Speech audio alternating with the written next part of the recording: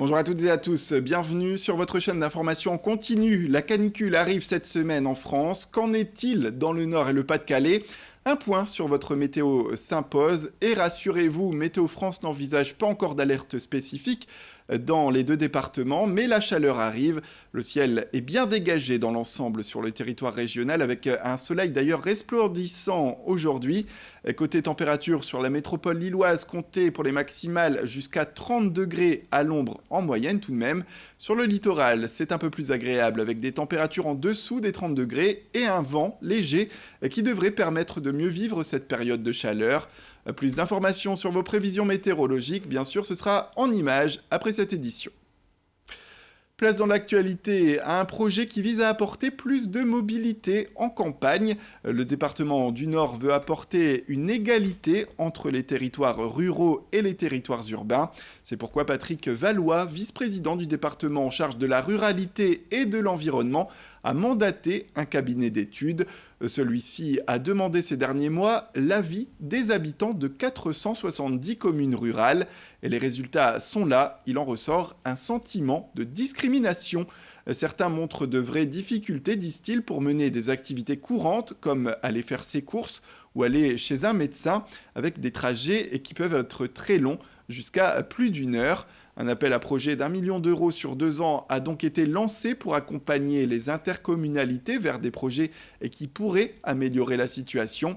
Les dossiers doivent être rendus pour le 15 octobre prochain avec une délibération du département aux alentours du 15 décembre. On écoute l'élu à ce sujet au micro de Margot Sailly.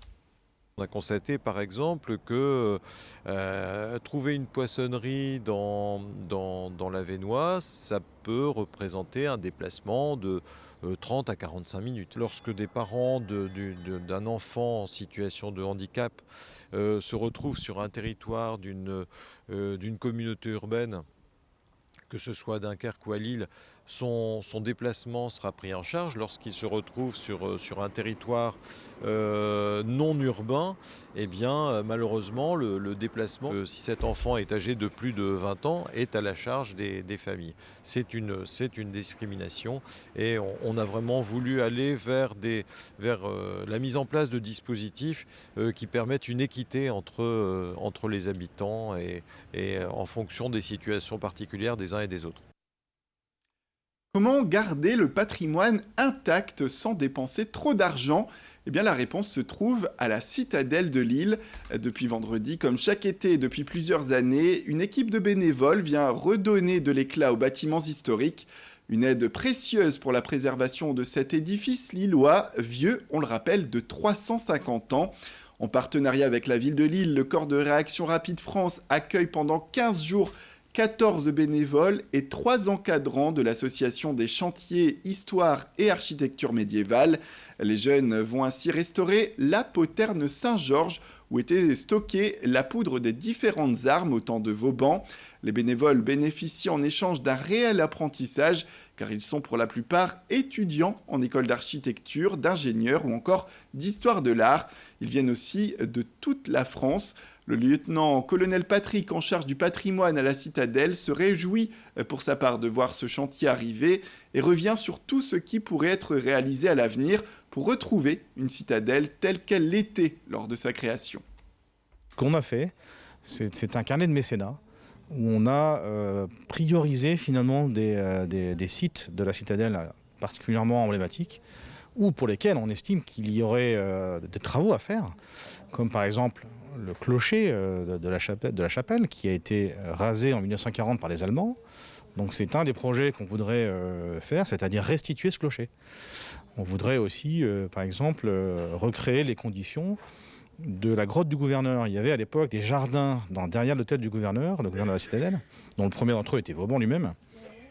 Il y avait, on va dire, une partie privative qui englobait des jardins en terrasse, qui utilisaient le rempart comme terrasse et qui utilisaient le rempart pour pouvoir agrémenter une grotte artificielle.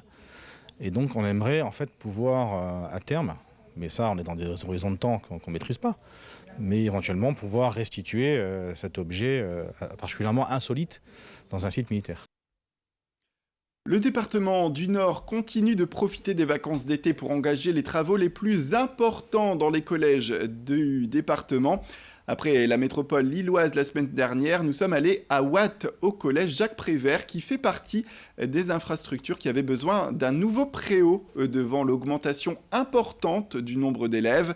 On le rappelle, le budget travaux pour l'ensemble des collèges du département est de 65,5 millions d'euros, avec un axe fort. Il s'agit bien sûr d'améliorer la sécurité des élèves et le confort d'apprentissage, des investissements nécessaires et qui, à en croire le proviseur du collège Jacques Prévert de Watt, ont un véritable effet sur le comportement des petits. Il l'affirmait d'ailleurs vendredi au micro de Corentin Escaillé. Les élèves ont un comportement très différent de ce qu'il était avant dans l'ancienne cour, puisqu'on a eu un gros chantier en 2012 où la vêture de l'établissement a été complètement refaite et la cour a été également redessinée à ce moment-là. Et cette nouvelle cour a donné un nouvel état d'esprit aux élèves et ça a engendré un climat scolaire en récréation beaucoup plus calme. Cet été, avec les vacances, alors que vous partez peut-être sur la plage ou que vous soyez chez vous, à l'ombre, en cette période de canicule, lire un bon livre, c'est une solution pour passer un bon moment, pour s'évader également. Jusqu'à la rentrée, retrouvez donc sur votre chaîne d'information des idées de livres à dévorer. Place cette semaine à une nouvelle œuvre qui vous emmène tout droit au Danemark. Cette semaine, je vous conseille Le pouvoir de Suzanne de Peter Høeg, publié chez Actes Sud, un grand roman d'aventure qui se passe au Danemark, puisque une famille, Suzanne, son mari, ses enfants, sont rapatriés de façon un peu chaotique de l'Asie où ils ont eu des petits démêlés, et on leur propose d'effacer l'ardoise contre un marché un petit peu douteux, et ils doivent s'emparer de documents, et en creusant, ils se rendent compte que voilà, il y a toute une machination derrière, un grand secret d'État qui se profile et finalement on en veut un petit peu à leur peau. Est-ce qu'ils vont échapper à tout ça? Est-ce qu'ils vont comprendre le mystère qui se cache? Et pourquoi est-ce qu'on leur a demandé à eux d'enquêter sur ce mystère? Vous saurez tout en lisant Le pouvoir de Suzanne, une famille haute en couleurs avec plein d'aventures assez rocambolesques sur fond d'intrigues politiques et écologiques. Voilà, c'est la fin de cette édition. Merci à toutes et à tous de nous avoir suivis. Restez avec nous, l'information continue. Après le jingle, retrouvez vos prévisions météo.